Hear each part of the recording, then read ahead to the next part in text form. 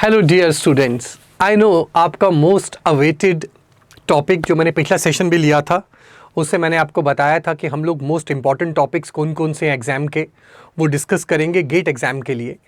और इसी इलेक्ट्रिकल दोनों का कंबाइंड लूँगा मैं इसमें, क्योंकि जो टॉपिक्स हैं वो कॉमन है, लगभग जो इम्पॉर्टेंट है कॉमन सब्जेक्ट्स के। जहाँ पे वेरिएशन है हल्की सी वो भी बता दूंगा। फिर लास्ट में हम ईसी के जो कोर सब्जेक्ट्स हैं अलग से ईडीसी एंड कम्युनिकेशन उसकी बात करेंगे, एंड देन इलेक्ट्रिकल के machine power system and power electronics की सेपरेटली बात करेंगे। तो इस सेशन के लिए मैं एक डिस्क्लेमर देना चाहता हूँ। देखो यार, ऐसा मत करना कि सिर्फ इस सेशन को देख के यही टॉपिक पढ़ के जाना और जो पढ़ें वो छोड़ देना। रीज़न क्या है, गेट का पेपर बहुत अनप्रिडिक्टेबल होता है। एक सब्जेक्ट में कई ढेर सारे टॉपिक्स होते हैं और उनको क्वेश्चंस जो हैं वो एक लिमिटेड पोर्शन से डालने हैं। तो हो सकता है जो हम मोस्ट एक्सपेक्टेड बोल रहे हैं वो स्किप हो जाए, लेकिन चांसेस कम है ऐसा होने के, बिकॉज लास्ट का इतने सालों का जो ट्रैक रिकॉर्ड है उससे एक आइडिया लग जाता है गेट के फेवरेट टॉपिक्स कौन से हैं, गेट कहाँ से प्रेफर करता है, कौन से टॉपिक्स को बहुत रेयरली टच करता है। लेकिन यू नेवर नो कि वहाँ से कब आ जाए, ठीक है ना। जैसे नेटवर्क की बात करते हैं, नेटवर्क में एसी ट्रांजिएंट्स वाला पोर्शन होता है। उसमें एक इंपॉर्टेंट पॉइंट ये आता है कि किस स्विचिंग इंस्टेंट टी नॉट पे सर्किट में ट्रांजिएंट नहीं होंगे। वो आप देखोगे तो 10-15 साल में एक बार आता है, पर वो आ गया ना बीच में, अभी पीछे कुछ सालों में एक बार, तो वो रिपीट हो सकता है। We never know, basically we never know, ठीक है। तो अब स्टार्ट करेंगे सेशन और देखेंगे इस बारे में। जो बच्चे कुछ नहीं पढ़ा हुआ है, आप सबसे पहले जो मैंने एक वीडियो बनाया है कि लास्ट 60 डेज में 65 प्लस मार्क्स कैसे लाएं, वो देखो और फिर इन टॉपिक्स को उसके साथ कंबाइन करना जो तुम नहीं पढ़ पाओगे। वो वीडियो देखना, समझ में आ जाएगा कैसे इन टॉपिक्स को। चलिए हम कंटिन्यू करते हैं अपनी डिस्कशन को। सो नाउ सब्जेक्ट एक एक करके स्टार्ट करेंगे। आप लोग जो है बाद में, जब ये सेशन अभी तो चल ही रहा है वीडियो, आप वीडियो में हट जाता हूं, पॉज करके आप स्क्रीनशॉट ले सकते हैं, आप लिख सकते हैं, ताकि आपको टॉपिक बाद में ध्यान में रहे और you can revisit the video also. तो पढ़ाई रहने वाला है यहाँ पे। तो सीक्वेंशियल सर्किट्स जो है, मतलब ये सारे टॉपिक्स इंपॉर्टेंट है। सीक्वेंशियल सर्किट्स में normally setup time, hold time, delay based circuits, इनके आने की प्रोबेबिलिटी बहुत हाई रहती है, ठीक है। कि डिले बेस्ड सर्किट्स हो गए, सेटअप टाइप पे पूछ लेंगे, होल्ड टाइम पे पूछ लेंगे। तो इनको जरा ढंग से करिएगा, जब आप प्रॉब्लम सॉल्व करेंगे इनकी थोड़ी प्रैक्टिस कर लीजिएगा। काउंटर्स पे मॉड काउंट की कैलकुलेशन में बहुत बार क्वेश्चन आता है, काउंटर दे देगा मॉड काउंट कितना आ रहा है इसका, ठीक है। और आउटपुट फ्रीक्वेंसी, क्योंकि मॉड काउंट आ गया वहीं से आउटपुट फ्रीक्वेंसी f/n करके आ जाएगी। तो अगर आपको मॉड काउंट आ गया तो आउटपुट फ्रीक्वेंसी भी साथ में हो जाता है। तो ये बहुत फ्रीक्वेंटली सवाल है और आपको पता है सीक्वेंशियल वाली साइड से वो पूछता है यार क्वेश्चन, वो पूछता ही है हर बार। तो सीक्वेंशियल में ये और काउंटर वाले पार्ट में ये। एडीसी डीएसी जो है वो इलेक्ट्रॉनिक्स और इंस्ट्रूमेंटेशन वाले बच्चों के लिए बहुत क्रिटिकल है। इलेक्ट्रिकल वाले बच्चों के लिए वो नहीं पूछता है ज़्यादा, लेकिन जब भी पूछा है तो डीप क्वेश्चन आया है। तो chances are less for electrical, but for EC and instrumentation the chances are high. तो आप लोग जो है उसके अकॉर्डिंगली प्रिपेयर कर लेना। बूलियन अलजेब्रा की मिनिमाइजेशन टेक्निक सीखना ज़रूरी है। फॉर एग्जाम्पल के मैप, तो वो भी इसमें करना, बिकॉज के मैप जो है वो यूज़ होता है जगह जगह। बूलियन अलजेब्रा मिनिमाइजेशन यूज होती है जगह जगह, और उस पे भी छोटे छोटे क्वेश्चंस डायरेक्टली आए हुए हैं। के मैप पे भी कई बार क्वेश्चन आए हुए हैं। ईपीआई पूछ लिया, आई थिंक 2-3 साल पहले ईपीआई पूछ लिया था उसने कि कितने एसेंशियल प्राइम इंप्लीकेंट्स हैं। तो ये कुछ आपके इंपॉर्टेंट टॉपिक्स हैं जो आपको मास्टर करने हैं। डिजिटल में पढ़ना सब कुछ है, बट इन पे बहुत स्ट्रेस दीजिएगा। यहां से जो है वो अक्सर जो है आपके एग्जाम में आपने देखा है क्वेश्चन आते हैं, ठीक है। Now the important thing, combinational circuits like multiplexer and aiders, वो फ्रीक्वेंटली कंबाइन हुए हैं दूसरे क्वेश्चंस के साथ और आए हुए हैं, ठीक है। यहां मैंने अलग से लिख दिया है, combinational circuits like multiplexer and aiders frequently appear with delay based questions, कि डिले आ गया या बाकी सर्किट से अटैच कर दिया। तो उस तरह के क्वेश्चन जो हैं मल्टीप्लेक्सर और एडर्स के, वो भी आए हुए हैं। तो इन टॉपिक्स को आप ध्यान से पढ़ के जाइएगा केयरफुली। अब कोई बच्चा ये बोल रहा है सर 2 टॉपिक बता दो, बेटा ऐसा नहीं हो सकता। मैं 2 बता दूं तो मतलब फिर वो क्वेश्चन आप नोटिस करना। अब मैंने बता रहा हूं ना, अब आप पीवाईक्यूज देखना, यू विल नोटिस यहां मैक्सिमम यहीं से आए हुए हैं, लेकिन उसमें थोड़े से कहीं से ज्यादा है, थोड़े से कहीं से ज्यादा है। तो मैं पिक नहीं करूंगा कि मैं बोल दूंगा अच्छा ठीक है यार तुम लोग ना सिर्फ सीक्वेंशियल सर्किट्स और काउंटर पढ़ के चले जाना, ऐसा नहीं होता है। Designing of the sequential circuit पे भी क्वेश्चन आ जाता है। तो दैट्स वाई मैं आपको मोस्ट इंपॉर्टेंट चीजें जो मुझे लगती हैं जो गेट के पेपर्स का है, मैं आपको वो एनालिसिस दे रहा हूं। तो ये सब आपको देख के जाना है। नेक्स्ट चलते हैं नेटवर्क थ्योरी के ऊपर। नेटवर्क थ्योरी में बात करें तो फंडामेंटल्स यानी बेसिक सबसे इंपॉर्टेंट है नेटवर्क में। मतलब sir KVL, KCL, nodal, mesh and equivalent resistances, ये जो बेसिक वाला पार्ट है ना, ये सबसे ज्यादा इंपॉर्टेंट पार्ट है नेटवर्क एनालिसिस का। आपने क्रैश कोर्स किया होगा जो मैंने करवाया है, अभी तक आपको समझ में आ गया होगा क्रैश कोर्स करने के बाद भी कि ये सबसे ज्यादा इंपॉर्टेंट क्यों टॉपिक माने जाते हैं। थ्योरम्स की अगर हम बात करें, थ्योरम्स में आपका जो सबसे इंपॉर्टेंट पोर्शन है that is superposition, Thevenin, Norton, maximum power. उसमें भी सबसे इंपॉर्टेंट होते हैं थेवेनिन और नॉर्टन के क्वेश्चन जहां डिपेंडेंट सोर्स लगा हुआ होता है। तो अगर आपने ये कर लिया ढंग से तो ये बच्चों वाली चीजें आप ऐसे ऊपर ऊपर से उड़ाते हुए निकल जाओगे। ठीक है। So after fundamentals the circuit theorem, 4 theorems I have told you, in that also Thevenin Norton में डिपेंडेंट सोर्स वाले क्वेश्चन सबसे ज्यादा इंपॉर्टेंट हो जाते हैं। ट्रांजिएंट एनालिसिस की बात करें तो ट्रांजिएंट में सबसे इंपॉर्टेंट है आपका फर्स्ट ऑर्डर सर्किट्स, मतलब आरएल एंड आरसी। उसमें 2 मॉडल थे जो मैंने पढ़ाए थे। सबसे इंपॉर्टेंट आरएल आरसी में वो आपसे करंट या वोल्टेज पूछेगा for T greater than 0, okay, जो हम जिसको मॉडल 1 बोलते हैं। ठीक है, जिसमें हम लोग फॉर्मूला भी लगाते हैं final value plus initial value minus final value e to the power minus t by tau. वो सबसे ज्यादा इंपॉर्टेंट मॉडल है। अगर आप ट्रांजिएंट को स्किप करने वाले हैं तो एटलीस्ट पहला वाला मॉडल करके बाकी सब छोड़ देना उसके बाद। दूसरा स्टडी स्टेट। तो बेसिकली क्या है कि अगर आप पहला मॉडल कर लोगे तो स्टडी स्टेट ऑटोमेटिकली उसमें आ ही गया। तो ये 2 चीजें जो हैं ट्रांजिएंट में बहुत इंपॉर्टेंट। तो आप बस पहला मॉडल ढंग से कर लीजिएगा, टाइम नहीं है, that is the most important. Transient में वहीं से सवाल आता है।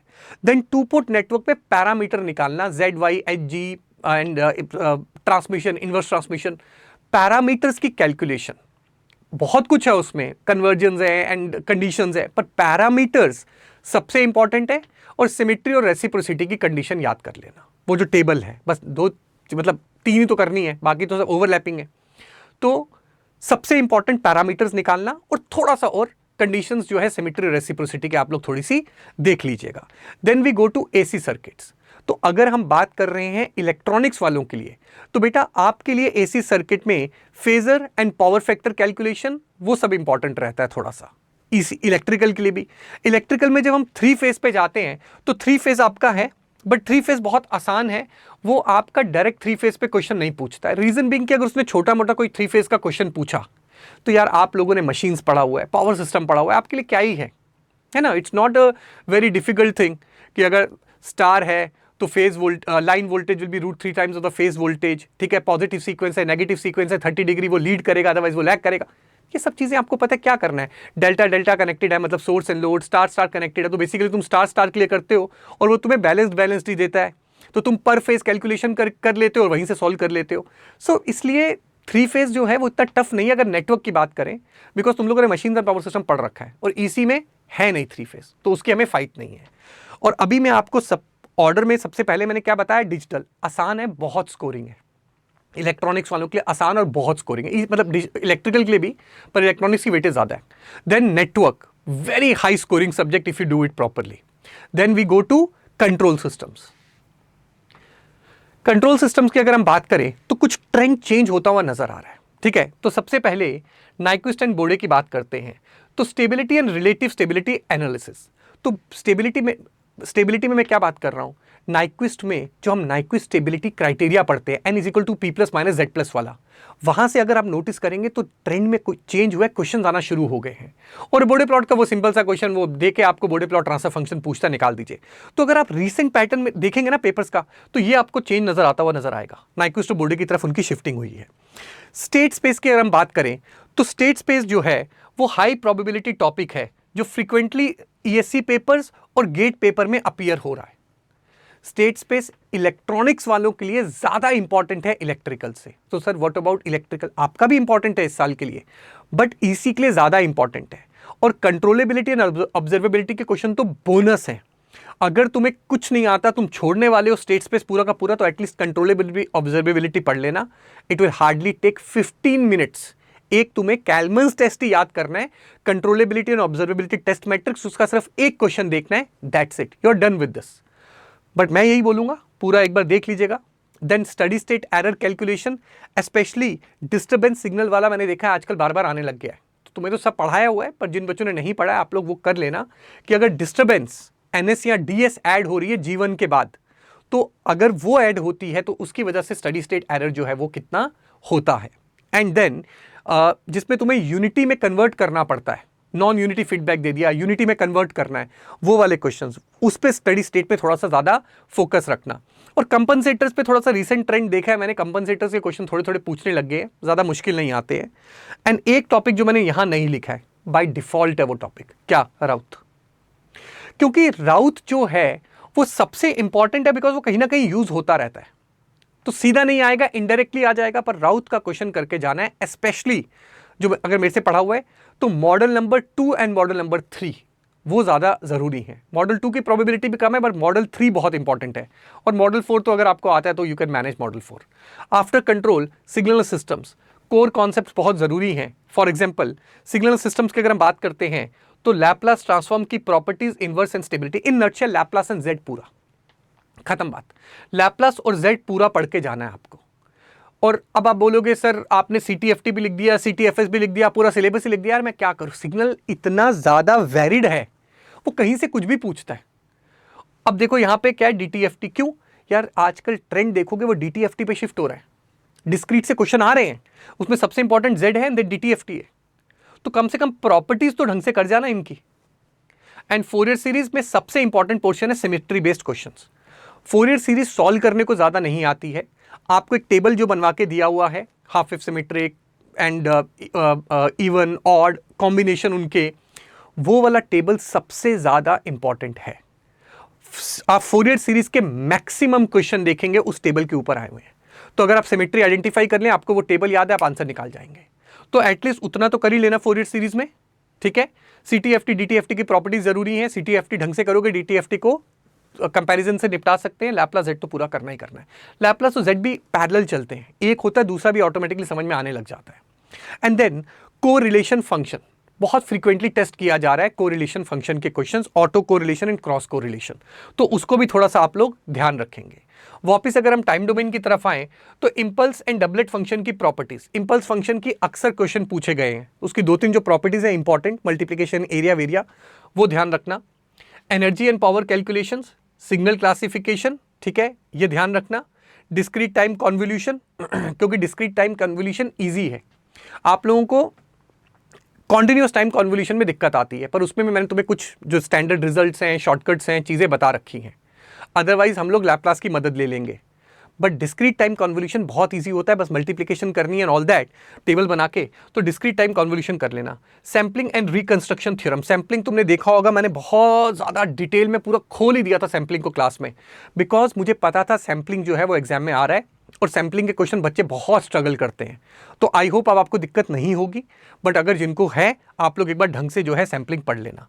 गॉसियन फंक्शन, जब मैंने लास्ट ईयर पढ़ाया था, लास्ट टू लास्ट ईयर की बात है, मैंने इनको बोला था कि गॉसियन फंक्शन पूरा प्रूव करके दिया था, पर मैंने कहा था भाई ये रिजल्ट याद रख लेना, इंपॉर्टेंट है, आ ना जाए। e⁻80² का याद करवाते हैं, e⁻πt² का भी नहीं, e⁻80² का, कि वेरिएशन आए तो भी हैंडल हो जाए।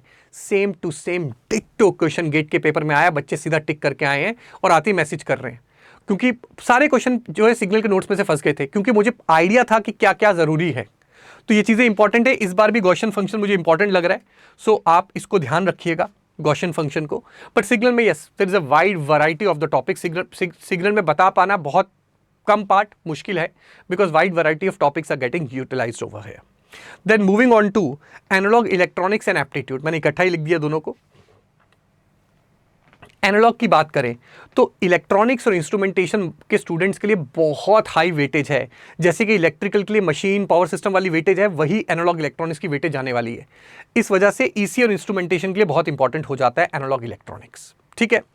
एनालॉग इलेक्ट्रॉनिक्स में जो मस्ट डू टॉपिक्स हैं, ओपैम्प मुझे लग रहा है बहुत इंपॉर्टेंट है भैया इस बार के लिए। दूसरा स्मॉल सिग्नल एनालिसिस, बीजेटी और मॉसफेट का, वो आसान है बहुत, पता नहीं मुझे क्यों तुम लोग परेशान रहते हो, आई हैव नो आइडिया। इतने आसान है कि आपको स्मॉल सिग्नल एनालिसिस के मॉडल्स पढ़ने हैं, लगाते जाओ, बस क्या क्वेश्चन आया लगाया, सर्किट आया लगाया, करना क्या है उसमें। ओपैम्प थोड़ा मतलब आपको टफ साइड पे लगता है, बट ओपैम्प अगर आपने समझ लिया then the questions are easy, आपको सारे कॉन्सेप्ट समझ में आ गए ओपैम्प में कैसे घूम रहे हैं, then it is only network analysis with few properties of opamp. तो अगर आप नेटवर्क में अच्छे हैं, दैट टू नेटवर्क का बेसिक्स वाला पार्ट बस, तो आप ओपैम्प के क्वेश्चन बना ले जाएंगे, तो ओपैम्प इस हिसाब से इंपॉर्टेंट है। डायोड्स में जाएंगे तो क्लिपर और क्लैंपर वाला पोर्शन जो है वो इंपॉर्टेंट है। और जो इलेक्ट्रिकल वाले हैं, एक बार जीनर डायोड के वोल्टेज रेगुलेशन वाले क्वेश्चन देख जाना। जीनर डायोड वाला थोड़ा सा देख लेना, मुझे लग रहा है इस बार जीनर डायोड पे क्वेश्चन आ सकता है। तो जो इलेक्ट्रिकल वाले हैं आप जीनर डायोड को भी देख जाना। बाकी क्लिपर क्लैंपर डायोड वाला पोर्शन इंपॉर्टेंट है। बीजेटी मॉसफेट में जो हमारा स्मॉल सिग्नल एनालिसिस है वो इंपॉर्टेंट है, और ओपैम्प के क्वेश्चंस। सर बाकी छोड़ दे, नहीं मैं फिर कह रहा हूं छोड़ना नहीं है, लेकिन जो पार्ट मुझे इंपॉर्टेंट लग रहा है, जो पिछले सालों से आता आ रहा है, जहां से गेट ज्यादा पूछता है, वो ये टॉपिक है। आप इतना करिए और आप पीवाईक्यू लगाइए, आप देखेंगे 80% पीवाईक्यू बन गए आपके। तो ऐसा है, ये वो टॉपिक्स हैं, तो इसको मिस मत करिएगा। जनरल एप्टीट्यूड के लिए बेटा मैं आपको ये कहूंगा कि डेली 45 to 90 मिनट्स का प्रैक्टिस स्लॉट निकालिए। Aptitude is all about practice.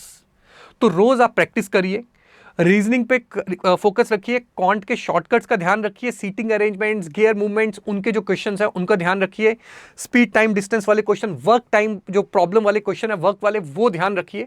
वो सब जो टॉपिक्स हैं वो जरूरी हैं। मैं इस साइड आ जाऊँ, बाद में अगर आपने लिखना होगा या स्क्रीनशॉट लेना होगा, you can later do it. तो ये आपके एनालॉग इलेक्ट्रॉनिक्स के हैं। नेक्स्ट, एप्टीट्यूड इंपॉर्टेंट है पर इजी है, but the main core engineering mathematics 13 marks का पेपर है। तो ये हाई स्कोरिंग सब्जेक्ट है इंजीनियरिंग मैथमेटिक्स। मैथ्स बहुत ज्यादा स्कोरिंग है, अगर कर लिया तो क्वेश्चन बन जाएंगे। ये है आपका लीनियर अलजेब्रा, मतलब मैंने लिख दिया हुआ है पूरा, क्या पढ़ के एक चीज बताऊं। Linear algebra, matrix operation and properties में बहुत इंपॉर्टेंट है। डिफरेंशियल इक्वेशन में complex variables and solving techniques appear regularly, ये एग्जाम में आ रही है डिफरेंशियल की। कैलकुलस में डिफरेंशिएशन, इंटीग्रेशन, इंजीनियरिंग प्रॉब्लम्स के अक्रॉस उसकी एप्लीकेशन, डिफरेंशिएशन और इंटीग्रेशन की उसकी फिजिकल इंटरप्रिटेशन क्या है, क्या निकलता है उसका।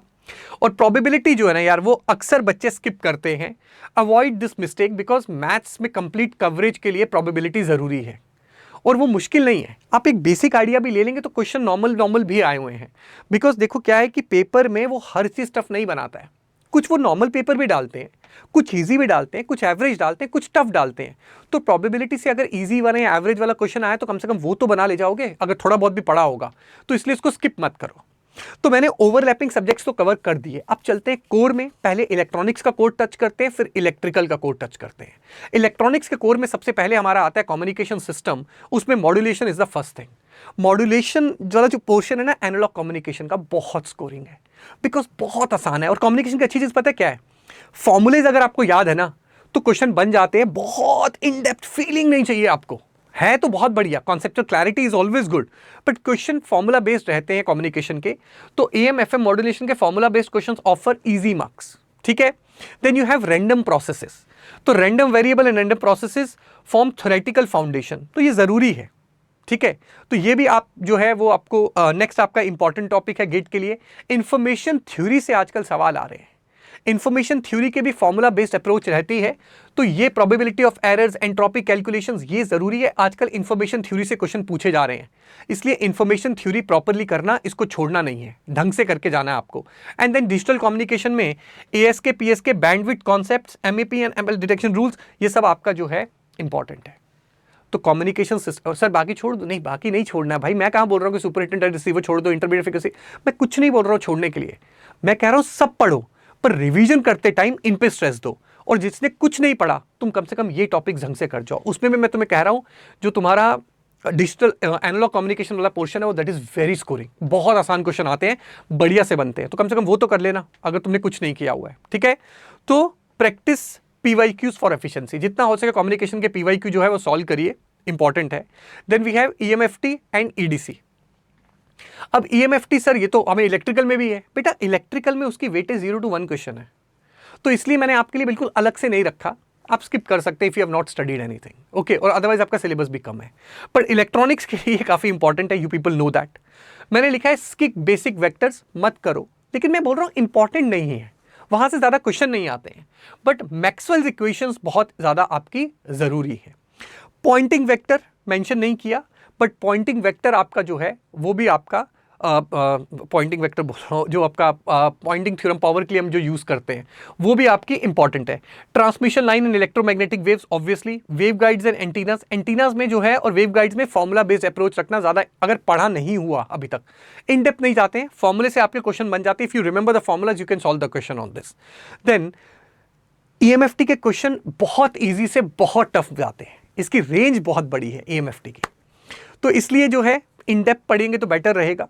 बट मैंने आपको फोकस एरियाज बता दिया AMFT के क्या है। अब इलेक्ट्रॉनिक्स के कोर पे चलते हैं, EDC electronic devices and circuits पे चलते हैं। तो इलेक्ट्रॉनिक डिवाइसेस की बात करें तो देखो मैंने यहाँ पे सेमीकंडक्टर फिजिक्स लिखा है जो कि सबसे इंपॉर्टेंट है, फाउंडेशन बेसिक्स बहुत क्वेश्चन पूछेगा। MOS capacitor critical for MOSFET understanding and question यहाँ से आते हैं। एंड देन मॉसफेट का small signal models and amplifiers. Sir diode छोड़ दूं, सर BJT छोड़ दूं? मैंने कहा नहीं भाई, मैं आपको बता रहा हूं कहां से क्वेश्चन मैक्सिमम वो आने के चांसेस हैं। That is what I am telling you. मैं ये नहीं बोल रहा छोड़ दो, मैं फिर बार बार अपने आप को क्लियर कर रहा हूं, लेकिन इसके चांसेस ज्यादा हैं क्वेश्चन आने के, ठीक है। और सेमीकंडक्टर फिजिक्स जरूरी है, मुझे लग रहा है इस बार क्वेश्चन आएगा ही आएगा यहां से एंड मॉस से। तो ये जो है 2 टॉपिक ढंग से पढ़ के जाने हैं आप लोगों को। तो with this we have finished electronics important topics. Now we are moving to the core subject of electrical. Electrical के कोर सब्जेक्ट्स में चलते हैं जो कि 24 से 30 मार्क्स उठाते हैं, which is power electronics, electrical machines and power system. और ये बहुत बड़े टॉपिक्स हैं, they are very big topics, काफी बड़े टॉपिक्स हैं आप लोगों के ये। तो इसलिए क्या है कि आप इन पे, मैं आपको टॉपिक बता देता हूं, मैंने लिखे भी हुए हैं, इसको भी एक्सपैंड भी करूंगा सबको, ठीक है। तो आप इन पे फोकस कर सकते हैं। बट ये कारण क्या है कि अगर अभी तक नहीं पढ़ा हुआ आपने कुछ भी, तो पहले दूसरी चीजें पढ़ना जो मैंने दूसरे सब्जेक्ट बताए हैं ओवरलैपिंग। रीजन बीइंग बहुत ज्यादा वास्ट है, बहुत बड़े सब्जेक्ट्स हैं, ठीक है। तो अब जैसे आप देख लीजिए इलेक्ट्रिकल मशीन्स है, 8 से 10 मार्क्स की वेटेज है, 11 भी चले जाते हैं, 12 भी चले जाते हैं। बट मशीन्स कितना बड़ा है, ठीक है ना, बहुत बड़ा। जितना तुम्हारा ट्रांसफार्मर अकेला है उतना तो पूरा बाकी सब्जेक्ट है, एक एक जो मतलब सिंगल सिंगल सब्जेक्ट की बात कर रहा हूं। तो अगर हम बात करते हैं, पहले हम पावर सिस्टम में उठाते हैं, ट्रांसमिशन लाइंस की बात करेंगे। तो fundamental concepts and parameter calculations transmission lines के लिए जो है वो इंपॉर्टेंट है, ठीक है। And then fault analysis, fault analysis बहुत ज्यादा इंपॉर्टेंट है मुझे लग रहा है इस साल के लिए। तो फॉल्ट एनालिसिस जो है वो ढंग से पढ़ के जाना, specially symmetrical and unsymmetrical faults दोनों। तो फॉल्ट एनालिसिस ढंग से पढ़ना है। लोड फ्लो स्टडी, ठीक है, economic load dispatch and load frequency control methods, this is again important. Load flow study important है। देन आपका स्टेबिलिटी एनालिसिस जो है वो इंपॉर्टेंट है। Equal area criterion and critical clearing angle calculation, critical clearing angle calculations होती हैं वो भी। तो ये सारा आपको पढ़ के जाना है। बाकी प्रोटेक्शन सिस्टम्स की आने की प्रोबेबिलिटी कम है, but basic knowledge helps round out understanding. तो वो पढ़ सकते हो अगर कुछ नहीं पढ़ा हुआ है, बट पहले ये कवर करना।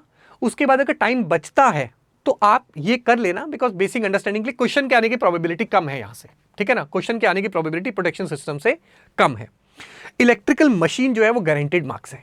आपने नोटिस किया होगा हमेशा क्या बोलता हूं, कोर्स, अभी वो जो पिछला वीडियो था वो भी आपने देखा होगा, मैंने क्या बोला था, पहले ये खत्म कर लेना क्रैश कोर्सेज से, वो भी बताया कहां से करना है, कैसे करना है, कौन कौन सी जगह से पढ़ना है। फिर मैंने कहा अगर टाइम बचा तो आप लोग क्या करेंगे, इलेक्ट्रिकल मशीन्स कर लेना, बिकॉज इलेक्ट्रिकल मशीन्स अगर ढंग से कर लिया तो वो गारंटेड मार्क्स है, ठीक है। अगर ढंग से पढ़ लिया है तो वो गारंटेड मार्क्स है। अगर हम बात करें ट्रांसफॉर्मर, अच्छा पहले डीसी मशीन लिखा, डीसी मशीन की बात करें तो इससे क्वेश्चन आना ही आना है, गारंटेड रहता है। और मोस्टली स्पीड कंट्रोल वाला जो पार्ट है वहां से, ठीक है। तो आप मान के चलिए स्पीड कंट्रोल पे इस बार क्वेश्चन आने की प्रोबेबिलिटी बहुत ज्यादा है, तो आप लोग जो है स्पीड कंट्रोल वाला पोर्शन जो है वो कर लीजिएगा। And then shunt, series and separately excited types जो हैं उसको भी एक बार कवर करिएगा, ठीक है। तो ये डीसी मशीन का पार्ट आपका इंपॉर्टेंट है, लिखा हुआ ना सारा, cover, shunt, series and separately लिखा हुआ है। देन ट्रांसफॉर्मर की बात करते हैं। ट्रांसफॉर्मर में बेसिक्स जरूरी है, और ट्रांसफॉर्मर का बेसिक्स ना आता हो आपको तो आगे तो फिर पढ़ ही नहीं पाते हम ट्रांसफॉर्मर्स। तो इंड्यूस्ड ईएमएफ की पोलैरिटी क्या है, voltage regulation, efficiency, then magnetic coupling, auto transformer, 3 phase configurations, ये सब ट्रांसफॉर्मर में जरूरी है। इंडक्शन मशीन की बात करें तो इंडक्शन मशीन को स्टार्ट करने के उसके स्टार्टिंग मेथड्स क्या है, speed control and torque slip, आपके जो कैरेक्टरिस्टिक्स होते हैं टॉर्क स्लिप वाले, वो सब जो है इंपॉर्टेंट टॉपिक्स हैं आपके इंडक्शन मशीन के लिए, ठीक है। तो ये सारा आपका इंडक्शन। सिंक्रोनस की बात करें तो motor and generator operation and आप लोग effect of excitation and load changes क्या रहते हैं वो एक बार देख लेना। और I think cell and pole लिखा होगा, मैंने उसका भी लिखा होगा, हाँ। तो सेल एंड पोल कॉन्सेप्ट्स ये भी देख लेना। तो ये सारा जो है पोर्शन है, मैं साइड पे हो गया ताकि आप स्क्रीनशॉट ले सके। अगर कुछ नहीं पढ़ा हुआ है तो एटलीस्ट मशीन के ये पोर्शंस कवर कर लेना। तो डीसी मशीन का पक्का है, ट्रांसफॉर्मर के आने की प्रोबेबिलिटी भी बहुत हाई है, इन दो से क्वेश्चन आने ही आने हैं, ठीक है। बाकी यहाँ से भी आएंगे नहीं, छोड़ दें सर, आगे कम लिखा हुआ है तो इसलिए एक बार देख लेना। नेक्स्ट हम लोग चलते हैं मेजरमेंट में, ठीक है। मेजरमेंट में आपका सिलेबस बहुत वास्ट है। अगेन मैं मेजरमेंट को ज़्यादा छोटा नहीं कर सकता क्योंकि क्वेश्चन बहुत ज़्यादा फैले हुए हैं, कोई कॉन्सेंट्रेट नहीं किया किसी जगह पे गेट ने, तो इसलिए मैंने लिख दिया है। बट इंस्ट्रूमेंटेशन वाले बच्चों के लिए बहुत ज़्यादा ज़रूरी है, बहुत हाई वेटेज है इंस्ट्रूमेंटेशन वाले बच्चों के लिए। अगर आप इंस्ट्रूमेंटेशन के लिए अपीयर कर रहे हैं, you can not afford to leave this topic. अगर आप इलेक्ट्रॉनिक्स स्टूडेंट भी हैं, आप ईसी इंस्ट्रूमेंटेशन दोनों भरा है, still you can not afford to leave instrumentation अगर आप इंस्ट्रूमेंटेशन में बढ़िया रैंक चाहते हैं, क्योंकि इंस्ट्रूमेंटेशन वाली ब्रांच में मेजरमेंट की वो जो वेटेज है वो बहुत ज़्यादा है, वो बहुत ज़्यादा है। तो सबसे इंपॉर्टेंट क्या रहता है आपका पोर्शन? आपका energy meter and watt meter, आपका PMMC instrument, MI instrument, electrodynamometer type of instrument, उसमें भी आपका जो voltage and current and power calculations and power factor measurement का चांसेस कम है। Not very frequently they have asked power factor meter, लेकिन देख लेना, at least single phase power factor meter तो देख ही लेना, ठीक है। मैं एक बार यहीं से प्रॉपर बता देता हूँ, क्यों मैं दिमाग में दोबारा स्ट्रेस दे रहा हूँ। Voltage, current, power, energy, power factor measurement, ये मैंने आपको बता दिया। Error analysis and accuracy calculation, error analysis बहुत आसान टॉपिक है, very easy topic. You can finish this topic 30 minutes, that's it. In 30 minutes you can easily complete error analysis. Then CRO, CRO important है, खासकर लिसाजुअस pattern CRO के, और बहुत easy है लिसाजुअस pattern से। आपकी लिसाजुअस पैटर्न से फ्रीक्वेंसी कैलकुलेशन जो है वो इंपॉर्टेंट है। एंड देन वो आपसे टाइम एंड फेज भी पूछ सकता है, चांसेस कम होते हैं, टाइम एंड फेज भी पूछ सकता है। फ्रीक्वेंसी सबसे इंपॉर्टेंट रहता है, but yes of course he can ask you the time and phase. Q meter पूछ सकता है, डिजिटल वोल्ट मीटर थोड़ा सा देख जाना, there are chances. And then bridges are important, ठीक है। और ट्रांसड्यूसर वाला पोर्शन भी इंपॉर्टेंट है, पर ट्रांसड्यूसर में आपका जो है LVDT, thermocouple, optical instrumentation and आपका टेम्परेचर, प्रेशर, फ्लो, तो पूरा ही लिख दिया मैंने। But LVDT, thermocouple, strain gauge भी इंपॉर्टेंट है। ये आपके जो टॉपिक्स हैं ये आपके इंपॉर्टेंट है इसके लिए। एंड ऑप्टिकल इंस्ट्रूमेंटेशन जो है, laser, LED, photo diode, LDR, ये भी आप देख के जाएंगे, मतलब अगर आप इंस्ट्रूमेंटेशन के लिए अपीयर कर रहे हैं तो इंस्ट्रूमेंटेशन वाले। इलेक्ट्रिकल वाले के लिए जो है मैंने नहीं बताया, again the weightage is very less, 2 marks के करीब आएगा मेजरमेंट। तो आप क्रैश कोर्स से कोशिश करिए कहीं से कवर करने की, अगर पढ़ा हुआ है तो रिवाइज करके जाइए, बिकॉज 2-2 मार्क्स जो है मैटर कर जाते हैं। लेकिन ट्रेंड चेंज होते हुए टाइम नहीं लगता है। पता चला इस साल गेट ने पेपर दिया, सोचा यार बड़ी देर होगी, मेजरमेंट से पूछते नहीं, क्योंकि है तो प्रॉपर टॉपिक आपका भाई power factor metre, energy meter है।